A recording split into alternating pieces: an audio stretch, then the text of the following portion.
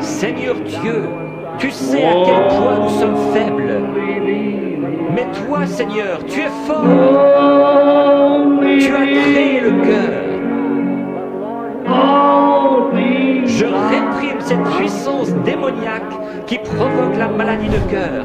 Qu'elle sorte d'eux au nom de Jésus-Christ. Mesdames et messieurs, chers téléspectateurs, bienvenue à l'instant du prophète et écoutons ensemble le témoignage de cette semaine. C'était en 1962, quand nous étions dans l'église apostolique, lorsque notre pasteur frère Samuel Johnson, il est revenu de Californie. Je n'ai jamais rencontré frère Branham. Pendant ce temps-là, on devait écouter travers le banc, tourner les radios, tout ça. C'était une grande expérience. C'est pas comme aujourd'hui, vous pouvez tout savoir toucher le bouton. Mais à cette époque-là, vous devez aller derrière, aller en avant pour bien écouter le banc. Et la semence, la prédication semence du serpent, j'ai été un prédicateur, une femme prédicateur. Et jusqu'à ce temps-là, c'était commun vers les années 50 et 60 que les femmes prêchent. Moi et mon mari, vers les années 63, mariés. Ma soeur est revenue de Jeffersonville où le frère Branham a prêché la semence du serpent. C'était pas comme une prédication de 15 minutes. Nous étions là assis des heures pour écouter cette bande, tourner cette radio pour écouter le cassette. Parce que quand vous n'êtes pas dans la présence d'un homme, mais dans la présence de ce sermon, c'est en train de te manger vivant là, dans le cœur. Et un jour, le frère prédicateur Johnson a prêché une nuit. Moi et mon mari, nous étions là assis. Et dans notre congrégation, et je pensais comme si cet homme était directement de prêcher à moi. Mais ce n'était pas comme si j'étais en présence d'un homme, c'était la présence de ce que Dieu dit. Et je commençais à servir Dieu depuis 18 ans. Mais il y a un problème par rapport à cette voix. C'est là où nous sommes aujourd'hui. Nous ne pouvons pas encore créer l'homme, mais la voix est encore là.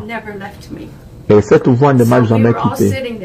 Et nous étions assis dans ce culte. Frère Johnson était en train de parler sur ce que frère Branham a dit sur la position, la place des femmes à l'église. Et chaque jour nous venons et tout le monde était en train de parler à l'église. Mais cette nuit particulière, c'était différent pour moi. Parce que moi et mon mari, nous venons toujours, nous asseyons. Et c'était comme si le frère Johnson était en train de regarder directement vers moi et de parler directement. Il ne faisait pas ça, mais j'ai senti de cette façon-là qu'il parlait directement. J'ai senti cette voix. Et il nous a dit comment est-ce que l'Esprit de Dieu a visité ce prophète. Et je ne l'ai jamais rencontré avant. Et j'ai dit, je veux connaître plus sur cet homme-là.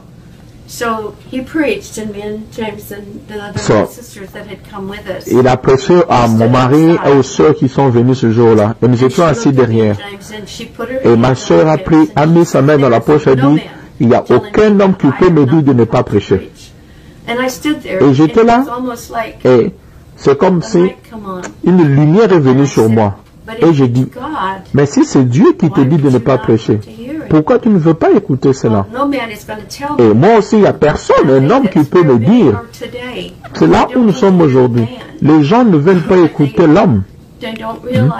Mais ils ne comprennent pas qu'il y a la voix derrière cet homme. Et je me suis dit, depuis cette nuit-là, je vais suivre cette voix, je vais écouter ce que cette voix me dit. Et 1963-64, et il y avait beaucoup de forts. Et nous sommes allés through beaucoup de vallées. Beaucoup sont venus, sont partis. Mais pour une raison, nos pieds sont encore ici. Et il y a encore quelque chose que cette voix a besoin que nous puissions écouter et nous voulons écouter cela. Et c'est comme si maintenant il y a plusieurs révélations qui continuent à venir. Mais nous sommes encore ici. Parce qu'à l'époque, il y avait semence du serpent, il y avait mariage et divorce, il y avait des voix, mais maintenant, nous sommes en train de voir plus et plus. Et comme nous avons dit ce matin, nous sommes à cet accomplissement de cette prophétie. Et nous sommes encore là, bébé. Ça a été vraiment un long moment. Mais la voix est toujours vivante. Well, quand j'avais 10 ans, nous sommes allés à Tennessee et j'ai pris mon truck. Nous sommes allés vers la rivière Mississippi et nous sommes allés à Missouri, à Arkansas, et nous sommes arrivés au tabernacle. Et j'ai vu des miracles que tu ne vois pas encore aujourd'hui. Et quand j'étais là à l'auditoire, j'ai vu une petite fille. J'ai une petite fille, peut-être 10 ans. Frère Branham était en train de prier pour le malade. Et il était en train de se moquer de ce malade. Et je l'ai regardé. Et directement, j'ai vu, il a commencé à convulser comme avoir l'épilepsie. Et sa maman a commencé de crier. Et frère Branham a dit, il ne faut pas crier. Il faut amener cet enfant vers moi. Et la maman s'est mise debout et a amené l'enfant aux côtés de frère Branham. Frère Branham lui a demandé, il a déjà fait ça? Il a dit non. Mais tu sais pourquoi il a fait ça? Et c'est non. C'est parce que cette fille était assise là-bas. Et quand j'étais en train de prier pour le malade, ben, elle était en train de se moquer de ce malade. Et je veux que tout le monde reste calme. Et je sentais comme quelque chose traverser en dessous de ma chaise.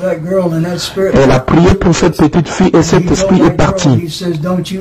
Elle a dit, il ne faut plus jamais se moquer de quelqu'un qui est malade. Et la même nuit, il y avait un monsieur qui était dans le crèche pendant 38 ans paralysé qui ne marchait pas. Et j'ai vu frère Branham prier pour ce monsieur et le monsieur a jeté le brancard et il a commencé à marcher. Mon père et ma mère n'ont pas vu ça. Mais j'étais la seule personne d'expérimenter ces choses. Mais nous avons des positions dans l'église pentecôtiste. Ma maman aussi avait une position dans l'église pentecôtiste. Et nous sommes allés chez le pasteur Johnson cette nuit. Et le frère Branham a prêché plus que ce que Johnson pouvait prêcher. Et nous sommes allés dans la voiture, nous sommes allés à la maison, et j'ai dit à ma femme, nous allons encore rentrer le samedi prochain pour l'écouter. Et le samedi nuit, nous sommes repartis, et nous sommes rentrés, et j'ai dit à ma femme, nous quittons l'église pentecôtiste apostolique.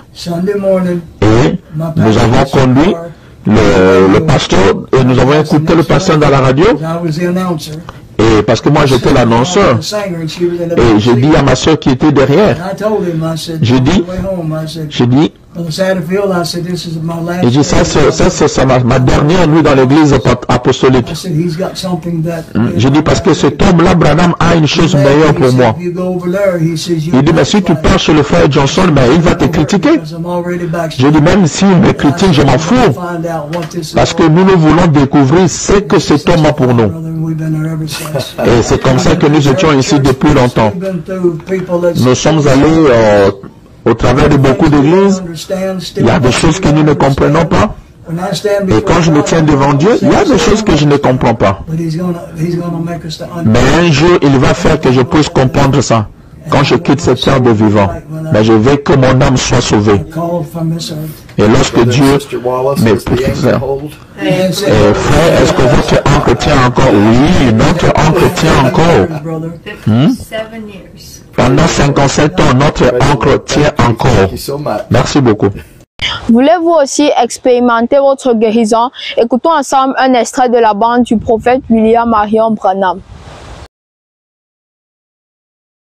May men and women tonight catch the vision, understand what God's program is for this last day.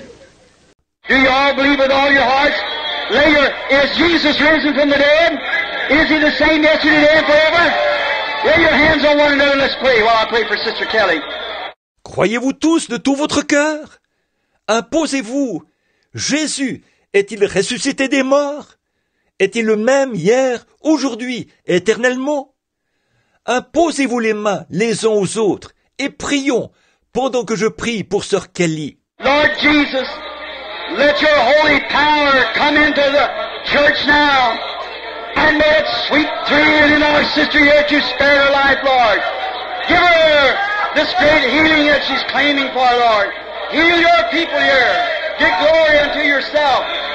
Grant it, Lord. Seigneur Jésus, fais entrer ta sainte puissance dans l'Église maintenant, et qu'elle se répande dans et à travers notre sœur ici pour épargner sa vie, Seigneur.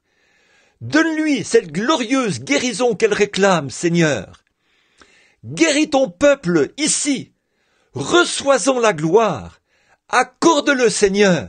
May these people here, that's now, got their hands on one another. Satan, we are now coming to these handkerchiefs. In the name of Jesus Christ, may each person be healed. Lord, confirm your word with signs following. Et que ces gens ici, qui ont maintenant posé leurs mains les uns sur les autres, Satan, nous en venons maintenant à ces mouchoirs, au nom de Jésus-Christ, que chaque personne soit guérie. Seigneur, confirme ta parole par les signes qui l'accompagnent.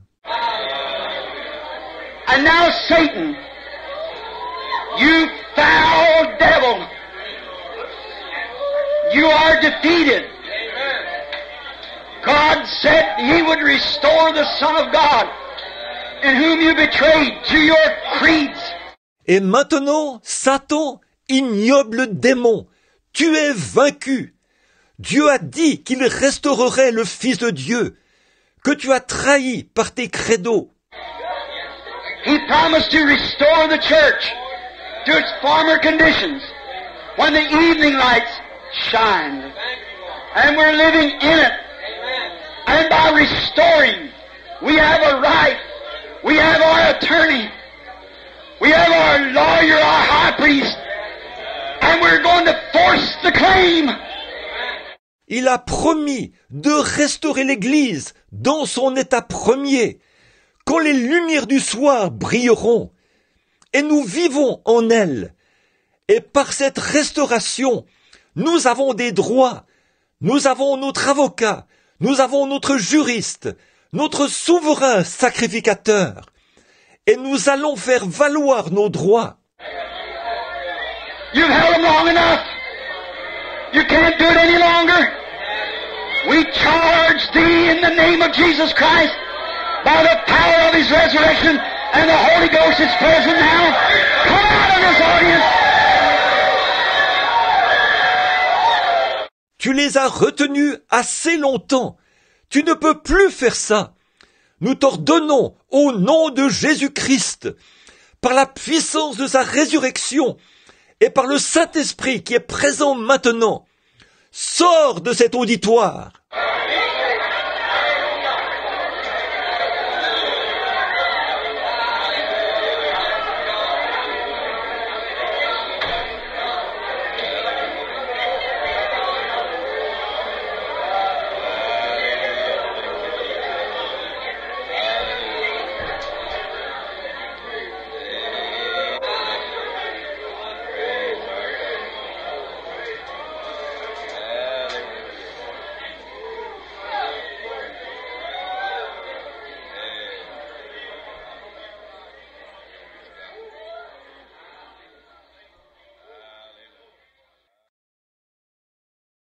Retrouvons-nous dans 2 semaines, Dieu voulant, et que Dieu vous bénisse.